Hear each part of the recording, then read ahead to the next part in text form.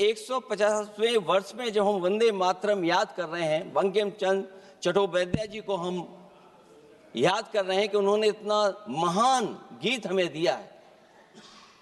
सत्ता पक्ष के लोग समय समय पर हमें देखने को मिलता है कि जो महापुरुष उनके नहीं हैं या जो चीज उनकी अच्छी नहीं है उनको वो ऊन करना चाहते हैं। 150वें वर्ष वंदे मातरम, मैं अभी वो बात कहूंगा और मैं बात कहूंगा और हमारे मंत्री जी उसका जवाब देना। सभापति महोदय, क्योंकि ये बात ओन करने की आ रही, अपनाने की बात आ रही, तो मैं सभापति महोदय, मैं अपने सत्ता पक्ष के लोगों को याद दिलाना चाहता हूं। सत्ता पक्ष के लोगों की जो पार्टी आज है, भारतीय जनता पार्टी, जिस समय गठन हो रहा था, हमारे मुंबई और महाराष्ट्र के लोग जानते होंगे कि जिस समय गठन की चर्चा थी, उस समय आपके जो अध्यक्ष चुने गए थे उनको जो भाषण देना है उस पर भी बहस चल रही थी। और बहस इस बात की थी कि भारतीय जनता पार्टी सेकुलर रास्ते पे जाएगी, सोशलिस्ट रास्ते पे जाएगी कि नहीं जाएगी। तमाम विरोध के बाद भी उस समय के उनके राष्ट्रीय अध्यक्ष जो चुने गए थे उन्होंने वही रास्ता अपनाया अपने भाषण में। समाजवादी आंदोलन, समाजवादी विचारधारा और सेकुलर रास्ता अपनाया। और वही नहीं, जो उनका मंच था उसमें जयप्रकाश जी की तस्वीर लगा करके भी उन्होंने लोगों को ये भ्रम फैलाने की कोशिश की कि जेपी के रास्ते पर भारतीय जनता पार्टी चलेगी। बताएं माननीय मंत्री जी, आप कितने सेकुलर हैं आज, कितने सोशलिस्ट हैं आज? अभी गौरव गोगोई जी ने ठीक कहा, इंडिगो का हवाई जहाज उड़ नहीं रहे हैं, उड़ नहीं रहे कि उड़ाए नहीं जा रहे हैं? उड़ाए नहीं जा रहे। और क्या बात कही गई थी कि गरीब भी उसमें चल सकेगा। इसलिए सभापति महोदय, मैं बात दूसरी तरफ नहीं ले जाना चाहता हूं। वंदे मातरम सिर्फ गाने के लिए नहीं है, निभाने के लिए भी होना चाहिए। सभापति महोदय, आज हम आकलन करें, पीछे मुड़ करके देखें कि हम इस वंदे मातरम को कितना निभा रहे हैं। जिस वंदे मातरम ने आजादी के आंदोलन में सबको जोड़ा, आज के दरारवादी लोग उसी से देश को तोड़ना चाहते हैं। ऐसे लोगों ने, सभापति महोदय, ऐसे लोगों ने पहले भी देश के साथ दगा किया और आज भी कर रहे हैं। ये चर्चा तो जोड़ने का काम करेगी ना अखिलेश जी, क्योंकि आज वंदे मातरम की चर्चा, वही मैं कह रहा हूँ, वंदे मातरम में जोड़ने का ही काम करेगी। वंदे मातरम कोई दिखावा नहीं है, ना ही राजनीति का विषय है। क्योंकि सभापति महोदय, हम जब ये चीज इनके विचारों से, इनके भाषणों से जब बाहर सुनते हैं तो ऐसा लगता है कि वंदे मातरम इन्हीं का बनवाया हुआ गाना है। जिन्होंने, सभापति महोदय, जिन्होंने आजादी के आंदोलन में भाग ही नहीं लिया है,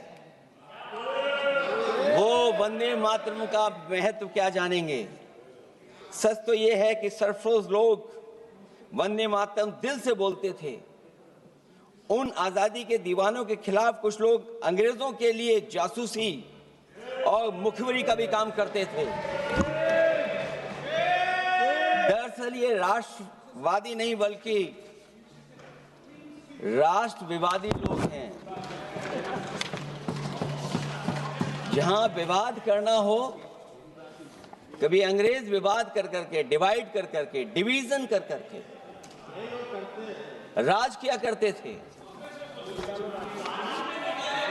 सभापति महोदय, आज भी वही रास्ता कुछ लोग अपना रहे हैं। वो डिवीजन का रास्ता अपना रहे हैं, डिवाइड का रास्ता अपना रहे हैं, दरारवादी रास्ता अपना रहे हैं।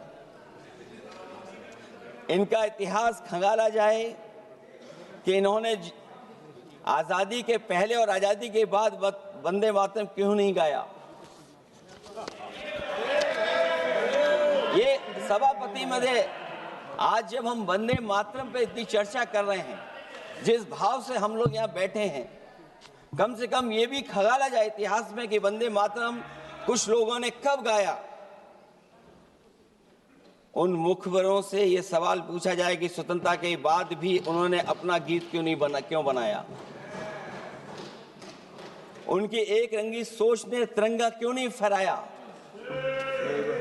वंदे मातरम सियासत के झूठे राष्ट्रवादियों के लिए नहीं है, गलत लोगों की गलत मंशा पूरा देश समझता है और केवल यही नहीं ओन करते हैं। कभी कभी भारत माता का जो चित्र है, जो पेंटिंग कभी बंगाल के महान लोगों ने बनाई थी,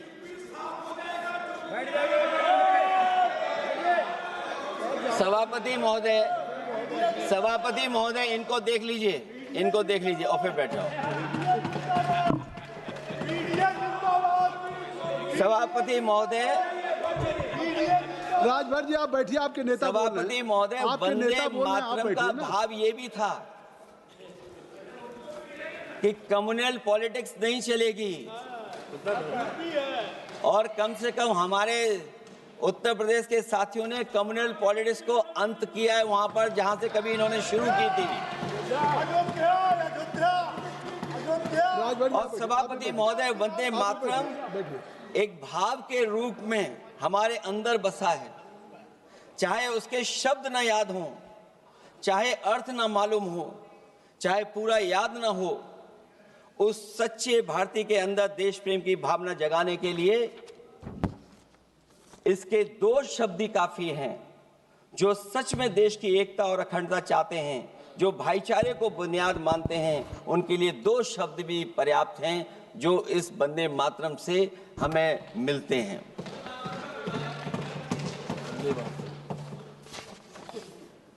दूसरा किस्सा सुना दो अध्यक्ष महोदय।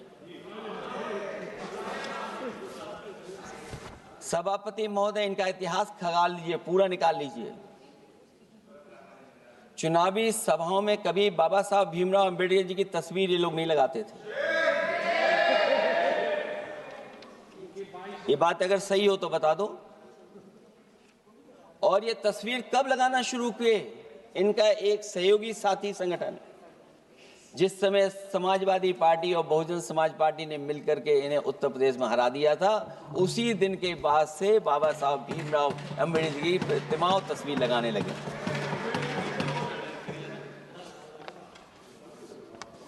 इसलिए सभापति महोदय, ये वंदे मातरम केवल गीत नहीं है, गीत के साथ साथ आज हमें ऊर्जा भी देता है।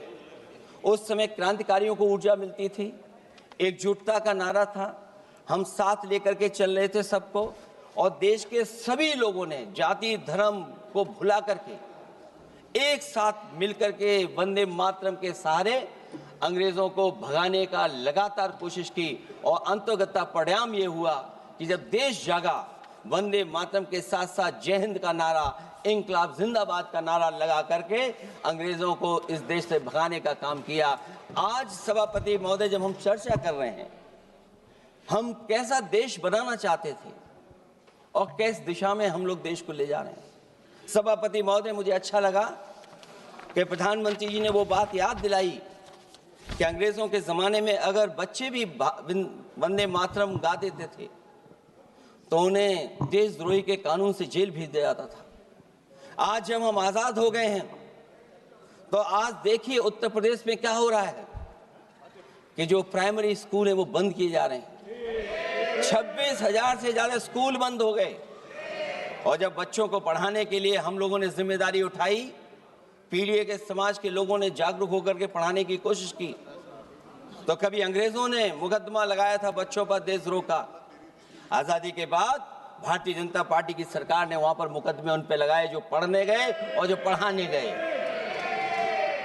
तो इसलिए वंदे मातरम का भाव जो था उसी भाव से जुड़ करके हम सब मिल करके इस देश को और मजबूत करें। यही हमारी भावना है, यही हमारी सदस्यों की भावना है। जब हम 150वें वर्ष में याद कर रहे हैं तो वहीं हम ये याद करें कि जिस भावना से वंदे मातरम को हम लोगों ने देश के सामने गा गा करके अंग्रेजों को भगा दिया, ये देश कैसे मजबूत हो, एकजुट कैसे हो, बिना भेदभाव के, और संविधान से कैसे चलें, क्योंकि ये संविधान से ही मिला हुआ हमें गीत है। इसलिए इस गीत के माध्यम से हम किसी पर टिप्पणी और किसी पर थोपने की कोशिश न करें और न किसी पे दबाव बनाने की कोशिश करें। आपका सभापति जी का बहुत बहुत धन्यवाद।